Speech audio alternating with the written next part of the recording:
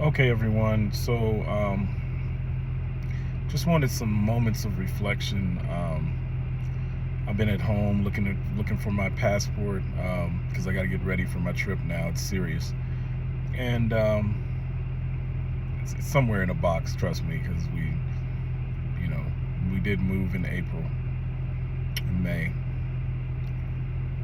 but I had a full moment of retrospect with Mara yesterday at the owner of the African Love Store, who I'm taking a trip with. And it was really, really crazy because I flew back in from LA and the flight was just insane. I mean, ended up talking to a couple of ladies. We were sitting there, and one of the ladies lives here in Summerlin. And she used to live literally where I lived, in the same area across from Red Rock Country, not Red Rock Country Club, Red Rock Casino. And she was originally from Reno, which was even more crazy because last couple of years, that's where we went with my daughter. And just to be frank with you guys, we were all sitting at home. It was COVID, and eating things we shouldn't eat, probably eating more than we should eat, because we were just bored, and it was just, Lord, where are we going with this, right? That was kind of the thing that everybody was thinking, my whole family, right? And I just remember my daughter saying to my wife and I, as she's going to homeschool, well, not homeschool, take that back, college, but she's at home, right? And doing it online. And so we're talking, and all of a sudden, out of nowhere, my daughter says, Mommy, Daddy, she says, I want to be Miss Nevada and eventually be Miss America. And we were like, okay, sweetheart, we don't ever really talk about it or talk bad about what you want to do. I mean, this was 2020. And she goes to work. And I started thinking about her work ethic. I mean, she's kickboxing. She's working out with a personal trainer. She's doing all of the things that you have to do in order to make it. And there's a lot of work that goes into what they actually do to prepare themselves, prepare their body, prepare their mind. They got to do a lot of rehearsals, a lot of practices. And that led me to a literal fact, because I was thinking about how I met my wife back in 1994. We literally met, I'm 21 years old, and I'm literally working two jobs. I'm working at Christopher East Nursing Home, which was somewhat full-time, and I'm picking up hours wherever I can. And then I'm also working at UPS, and I don't even know how I did it because I was actually in college at that time. And I couldn't act worth a bit. I could sing my behind off, but I could not act, right? And that's just me being honest. But I did have stage presence because I'd sang with the National Baptist Convention Choir and sang all around the city, and had a little group I was working with at that time. And that's how, Static and I we would be out at Juneteenth and all this kind of stuff, and we would see him and his group. They were Touch of Class then, and they went on to become Player. And so I'm starting to think about, like, all the work I was doing. I was being called on to do weddings, and I'm doing all this stuff. And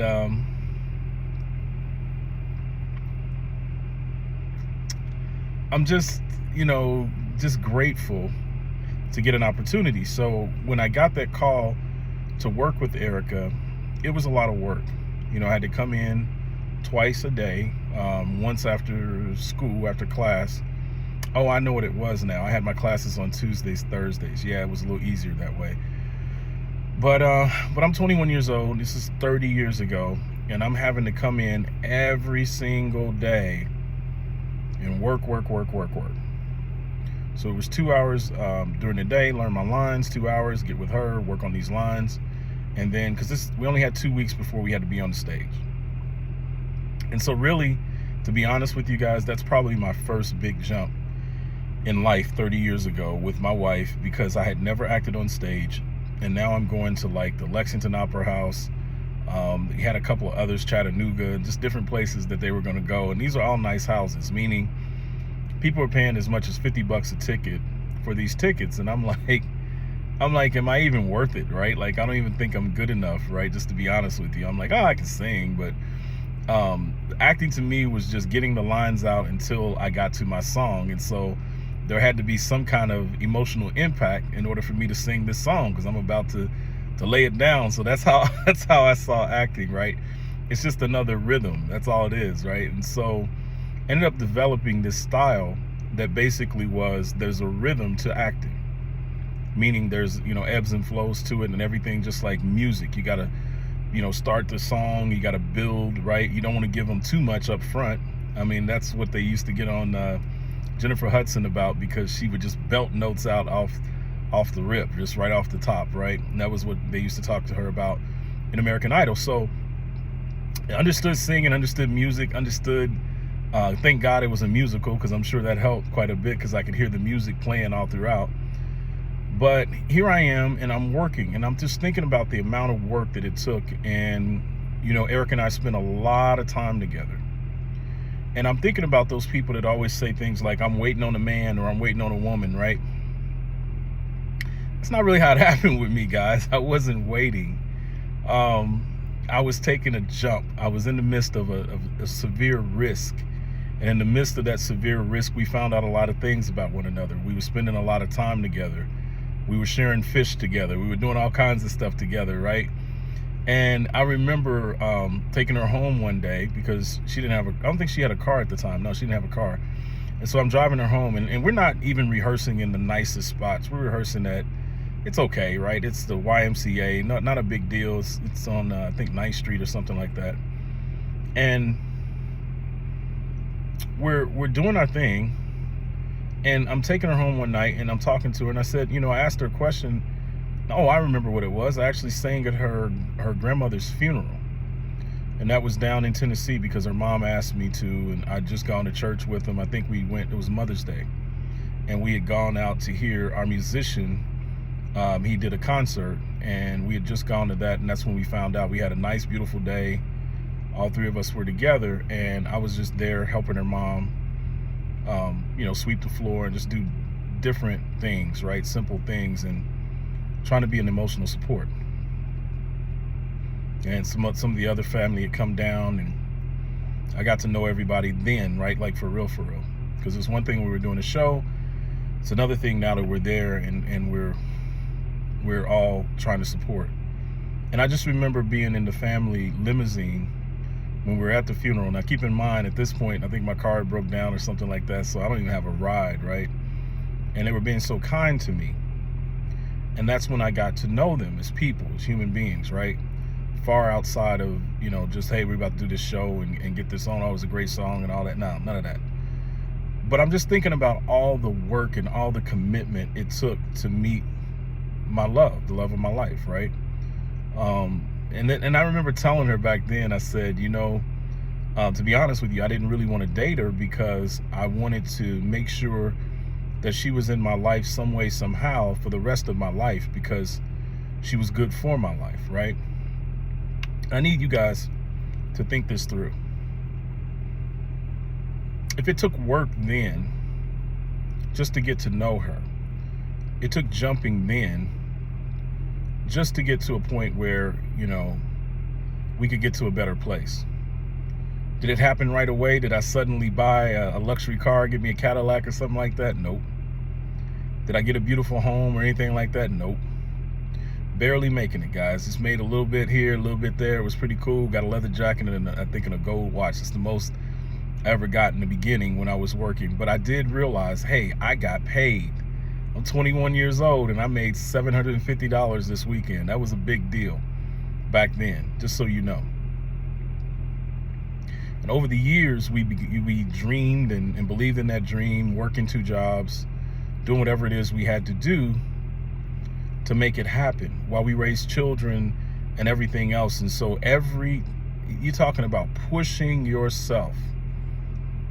Pushing yourself is not an easy thing. Most of us, we're lucky if we can push ourselves consistently for 5 to 6 months.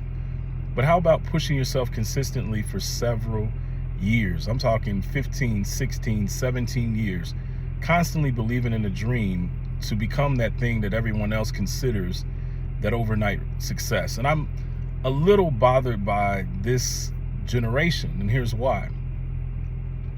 Number one, none of what I just told you was easy. My credit report sucked. Everything was bad. So I think what happens in the generation now is everything has to be right now, because you can get all this information online and you think of it like, man, it's got to be now, and I got to get this much money and I got to get this in, and everybody wants everything quick, fast, and in a hurry. But the problem is somebody is experiencing pain for what you want. And so I often think about, and that's why I said what I did about the GoFundMes. I think that was probably one of the worst things that could ever happen to undisciplined people. Because as long as you could beg for the money, you don't even really have to, I'm just being honest, right? You don't even have to work for it. You don't have to dream for it. You don't have to create for it.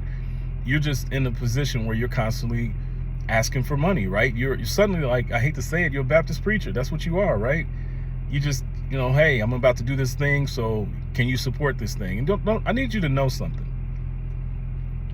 Nobody supported us, right? There were no special fundraisers or drives or anything like that. That's not how we made it. That's not how that works, right? And you have to decide what level you're going to scale on. Is it just to get the information out there? Because if that's what you do, then you think small. But if it's to become a mogul, then you got to think just like a mogul. I don't care how broke you are. I don't care where you live. I don't care what you drive. And I really don't care what your credit score is. It's not based on any of those things. You got to be tougher than the next man up. That's what's got to happen. And so, we build this situation where we talk about it. And, sometimes, to be frank, I really don't want to hurt anyone's feelings. So I don't just say it like I really mean it. But really, the way I mean it is, if you're not hungry enough to change on your own, if no one else helped you do anything at all, not one dime, then you're not hungry enough. And that's why I built some of the systems that are in play currently. Live Good is so inexpensive that there's not one person on this planet who cannot afford it. A poor person can afford Live Good. Let's just be honest, guys. $49, $9.95 per month, right? Poor guy that just wants it. And so we really are looking for people to get healthy, but we're really looking for those people that are awake. I'm not looking to wake up somebody who's asleep, because if you sleep, then you haven't been waiting on this opportunity. Meanwhile, there's someone chomping at the bit. He could be in the projects. He could be living around rats and roaches. I'm just being honest. And that guy needs to hear from me, because he says, man, if I could just find an opportunity. Those are the folks that we're really looking for. Someone who doesn't care about their own health. I mean, God bless you. I'm not a doctor and I'm not a psychologist. That's not my job.